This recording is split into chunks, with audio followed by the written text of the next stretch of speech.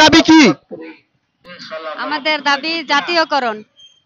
আমরা বিগত 2 সপ্তাহ যাবৎ প্রেস ক্লাবের সামনে শান্তিভাবে আন্দোলন করছি, সরকার বিরুদ্ধে কোনো কাজ করি নাই।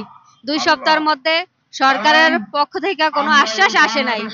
তার জন্য আমরা গণসমাবেশের মাধ্যমে, সংবাদ সম্মেলনের মাধ্যমে জানায়া গতকাল আমরা মাননীয় উপদেষ্টার কার্যালয়ে যাওয়ার অভিমুখে এই জায়গায় আমাদেরকে পুলিশে অমানসিকভাবে নির্যাতন করেছে। তা তো আপনারা দেখেছেন। আমাদের কি দোষ? আমরা ধর্মীয় শিক্ষা দেই, তার মধ্যে আমাদের বৈষম্য করা হয়েছে কেন? আমরা চাই এই বৈষম্য দূর হোক। পুলিশের নির্যাতনের শিকার আমরা শিক্ষকরা। কেন?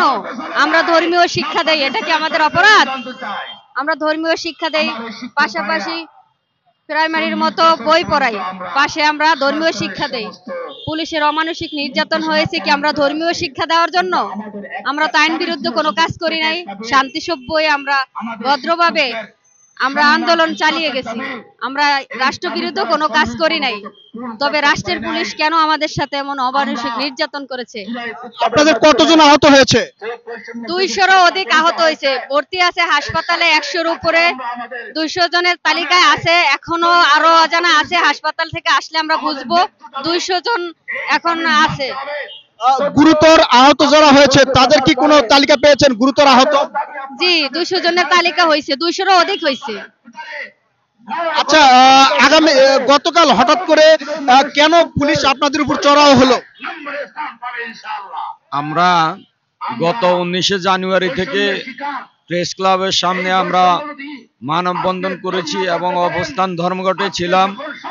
গতকালে 8 দিনের দিন আমরা আগেই ঘোষণা দিয়েছিলাম যে আমরা প্রধান উপদেষ্টার কার্যালয়ে স্মারকলিপি প্রদান করব। সেখানে আমাদের যাওয়ার উদ্দেশ্য ছিল মৎস্য ভবন হয়ে।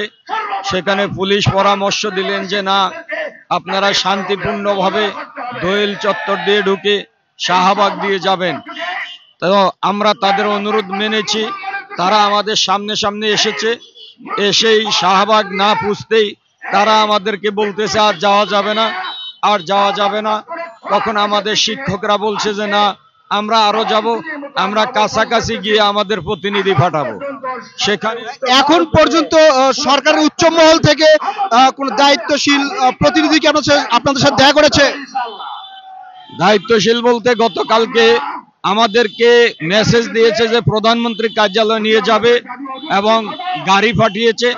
আমরা ওই গাড়িতে উঠে যাওয়ার পরে পুলিশ বক্সের সামনে গিয়ে বলতেছে যে প্রধান উপদেষ্টার এপিএস এসেছে, আপনাদের সাথে আলোচনা করবে। আমরা তখন প্রত্যাখ্যান করেছি যে আমরা পুলিশ বক্সে বসে কেন আলোচনা করব।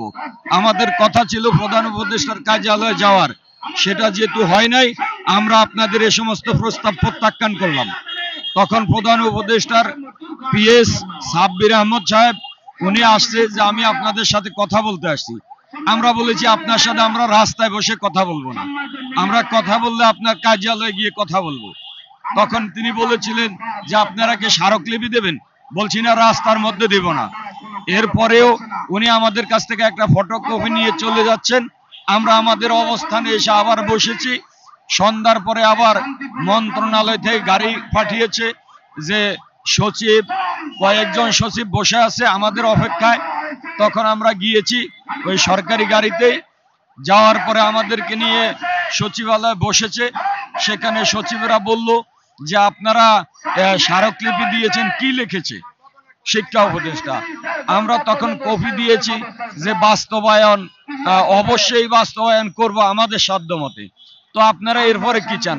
আমরা বলেছি এরকম লেখা তো ভালো কথা, 311 কোটি টাকা প্রস্তাবও করেছিলেন, প্রধানমন্ত্রী স্বাক্ষর করেছে, সেটাও হয় নাই। বহুবার আমাদেরকে শরবত খাইয়ে বিদায় করেছে, তাও হয় নাই।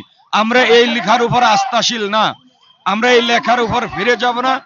আমরা চাই যে নির্দিষ্ট একটি ঘোষণা, যে কি দিবেন, কতদিন পরে দিবেন, কতটি মাদ্রাসা দিবেন। আমরা এই মুহূর্তে টাকা চাই না, আমরা চাই একটি ঘোষণা। আসলে আসলে ওদেরকে সম্মান করেছি,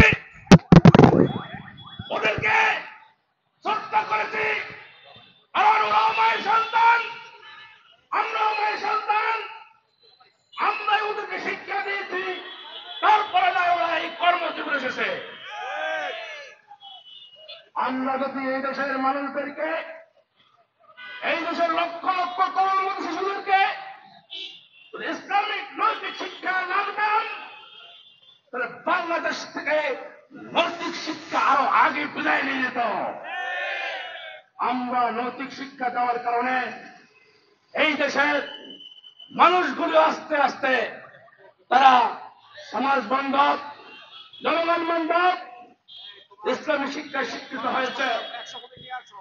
গাঁজাখোর হয় নাই, ঘুষখোর হয় নাই, জুলুমবাজ হয় নাই,